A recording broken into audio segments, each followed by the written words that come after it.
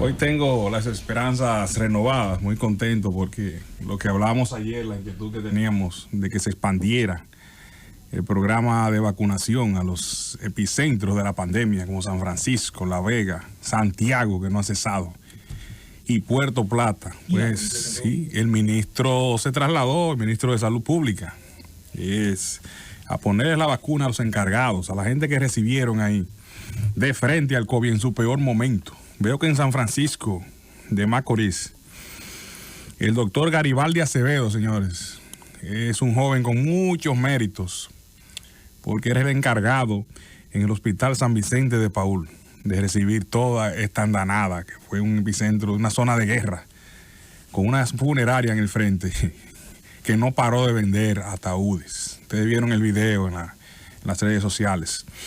Y además Garibaldi Acevedo también trabajó, no solo en el hospital, sino también en la clínica que recibió el mayor embate, siglo XXI. Gran mérito para esos enfermeras.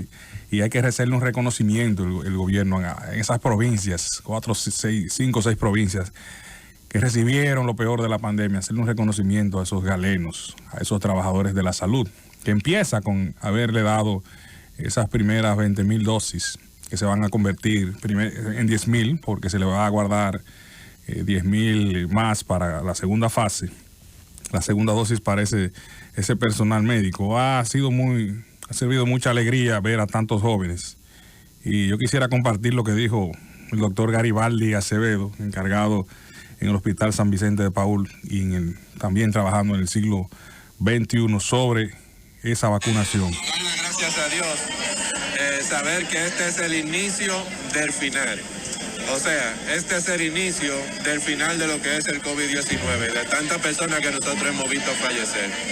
La exhortación es, los que están en su casa no tienen la misma percepción que los que estamos en el sistema de salud. Nosotros hemos visto fallecer familiares, amigos y colegas. Y realmente para nosotros esta es la luz al final del túnel. La exhortación es que no dejen de vacunarse, que mantengamos la medida de prevención establecida por el Ministerio de Salud Pública.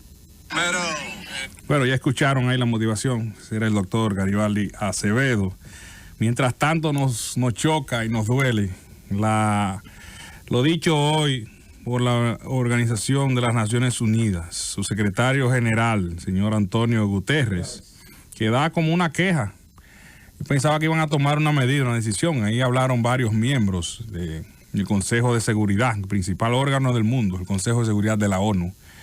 Está hablando como una denuncia, como si lo hiciera un periodista, un país de nosotros pequeños. Ellos dicen que 10 países han acaparado el 75% de las vacunas COVID administradas. Denuncia el Consejo de Seguridad de la ONU y el secretario Guterres.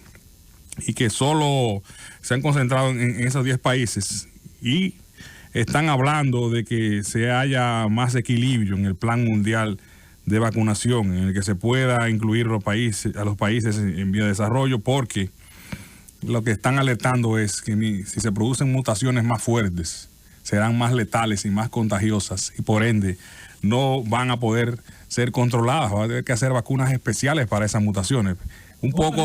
Muy tardía esa denuncia de la OEA y de impotencia. No, y también de tremendista, porque las cepas, que son cepas que han estado saliendo, primero algunas pueden ser más contagiosas, pero ninguna se ha comprobado de más letal que la anterior. Eso es lo primero. Lo segundo, el señor Guterres yo creo que sabe, él debe tener más información que tú y que yo. Sí. Que el tema de la vacuna no se detiene, es decir, la investigación de la vacuna y la mejora de la vacuna. Bueno. La vacuna que se está dando hoy va a tener mañana una versión mejorada y pasado otra. Y cuando me la pongan a mí, a la semana es muy posible que se presente una mejora, porque la situación en la que ocurrió esto va a propiciar que así sea. Pero no hay seguridad de eso. Se está en un terreno cenagoso. Y es lo que habla que la reunión de la G7 a finales de esta semana puede generar un empuje para movilizar esos recursos. Puede, yo creo que debe. Y exigirle además a Estados Unidos, India. India inclusive está dando muestras de mayor solidaridad. Hoy llegaron 20.000 vacunas a El Salvador, el mismo lote parecido para el personal médico. Hablamos de países o de empresas, es decir, AstraZeneca es una empresa británica que tiene fábricas en la India, o sea, no es Modi, el presidente de la India, que la está mandando. Depende de la voluntad también de esos países de origen. Si la compran todo, la acaparan todo, como ha estado en Estados Unidos, hablan de 200 millones de un golpe. Aquí llegará a finales de año muchas de ellas, pero lo importante es que el gobierno ha actuado con agilidad, está buscando más opciones. Hay una resolución también de la sesión del Consejo de Seguridad, fue convocada por el Reino Unido. El país ostenta la presidencia mensual, precisamente el país, el origen de la AstraZeneca. Habla de abogar por acelerar la respuesta a la pandemia. El país hoy fue testigo de que ese proceso de vacunación se extendió a Bonao, por el mismo ministro de Salud Pública, llegó a Santiago, San Francisco de Macorís, se habla ya de La Vega y Puerto Plata. Lo que entiendo ya que el ministro, como hay tantas presiones del ejemplo, el ministro podría ser el primer funcionario en vacunarse, el ministro de Salud, Plutarco Arias, ya que hay tanta gente preocupada por ese ejemplo y por el del presidente Luis Abinader. Otra noticia, bueno, hablando de las vacunas también, antes de salir de ese tema, es que le están pasando factura a Venezuela, COVAX, de manera, yo digo que inhumana. Están pidiéndole a la OPS que Venezuela salde una deuda de $19 millones para darle las vacunas COVAX.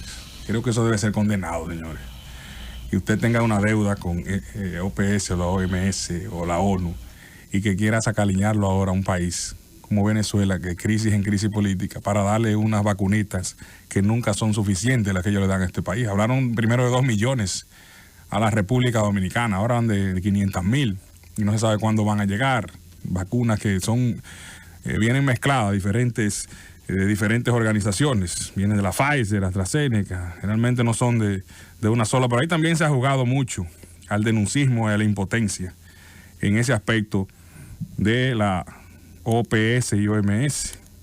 Otro aspecto, señores, que queremos destacar, positivo, es que no todo ha sido negativo con respecto al turismo y la debacle que ha sufrido el turismo dominicano por esta pandemia. Hoy recibimos la visita aquí del secretario de la Organización Mundial de Turismo, un nombre bastante extraño, Surab Polikashvili.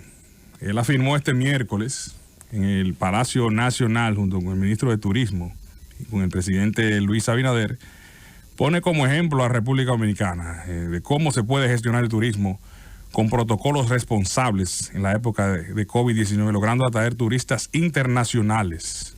Inclusive se va a hospedar en Punta Cana el secretario de la Organización Mundial de Turismo. Es importante este paso, es alentador y un espaldarazo, porque es difícil este año que volvamos a niveles aceptables. Hay que esperar que todo se desarrolle, sobre todo en los Estados Unidos, sea exitoso ese proceso de vacunación, que parece que se encamina a hacerlo, con las 2 principales vacunas allá produciéndose, ya compradas. Dependemos mucho del turismo de Estados Unidos. Han estado viniendo de Canadá, han estado viniendo de algunas naciones tímidamente de Europa del Este, pero sí hay que reconocer que el dominicano ha salido a hacer turismo interno.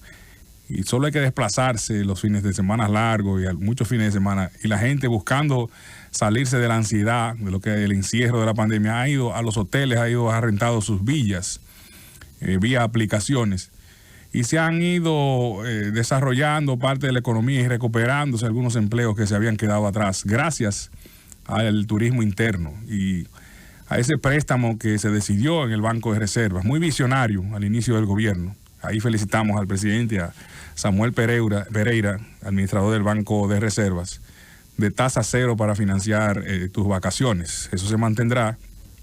Y ahora, pues, imagino que en Semana Santa, que es a finales de marzo, entre el 1 de abril, 1 y 3 de abril, va a haber mucho desplazamiento. Ojalá que la gente pueda disfrutar de todos los rincones del país, pero sin aglomeraciones ni que se salgan de los protocolos. Se han mantenido en esos hoteles, yo he sido testigo, salvo 1 o 2 excepciones que nosotros responsablemente hemos denunciado ante las autoridades. Hemos asumido una especie de papel de supervisión, donde vemos las cosas, grabamos los videos, nuestro papel. Donde hay un desastre, denunciar cuando se están violando.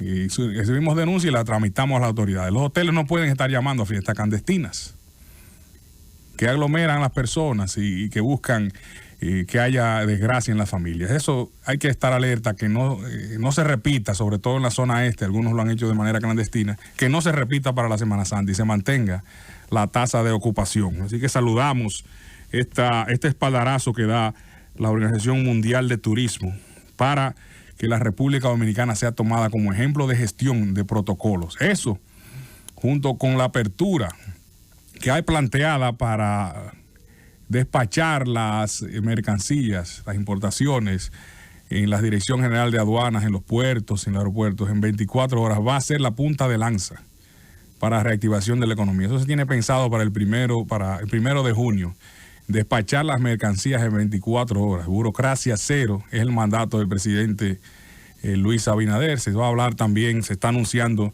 desde la presidencia, el Ministerio Administrativo de la Presidencia, se habla de que licitar para que haya empresas que propongan la forma en que se elimine realmente la burocracia. Es algo que saludamos, porque mientras menos burocracia, menos corrupción, menos chantaje al empresariado y más apoyo a los emprendimientos y al resurgimiento de la economía dominicana. Así que vamos a impulsar, sigamos apoyando el turismo interno, sigamos apoyando a los emprendedores y que se activen esos 62,000 millones que se van a prestar a las pequeñas y medianas empresas para que el país pueda relanzarse, junto con este plan de vacunación que, según las informaciones, a finales de mes va a recibir un gran lote sobre las 500,000 vacunas. Esperamos que sea así. Va a ser un relanzamiento paulatino de la República Dominicana en una primera fase de aquí hasta agosto, y ya en la tercera fase pues el público más joven y menos vulnerable. Ojalá que se desarrolle así y pueda relanzarse la economía dominicana, Francis.